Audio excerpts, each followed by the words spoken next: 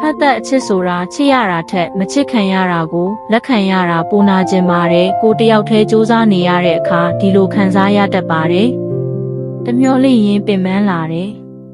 သူတနေ့နေ့မှာကိုကိုပြန်ချစ်လာမလားဆိုပြီးမျောလေးနေရတာကစိတ်ကိုပင်ပန်းစေပါတယ်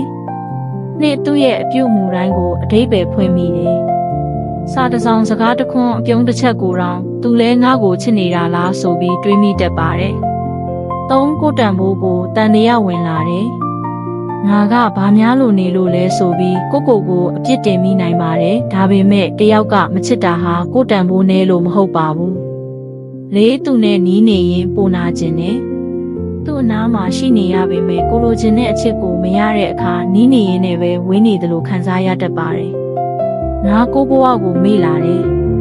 သူ့အကြောင်းကိုပဲအမြဲတွေးနေရင်ကို့အလုပ်ကိုရည်မှန်းချက်နဲ့ကိုဘဝကိုအာရုံစိုက်ဖို့ခက်လာနိုင်ပါတယ်။ချောင်းလွတ်ချဖို့အရန်ခက်တယ်။မဖြစ်နိုင်မှန်းသိနေပေမဲ့ဒီလောက်ချစ်ထားတာကိုဘလို့လွတ်ရမလဲဆိုတဲ့စိတ်ကြောင့်ဆက်ပြီးမျှော်လင့်နေမိတတ်ပါတယ်။ခုနလက်ခံနိုင်တဲ့အချိန်မှာပဲတက်တာလာတယ်။သူ့ကိုမချစ်တော့အောင်လုပ်ဖို့ထက်သူ့ရဲ့ခံစားချက်ကိုမထိန်ချုပ်နိုင်ဘူးဆိုတာလက်ခံလိုက်တဲ့အခါစိတ်ကတဖြည်းဖြည်းတက်တာလာပါတယ်။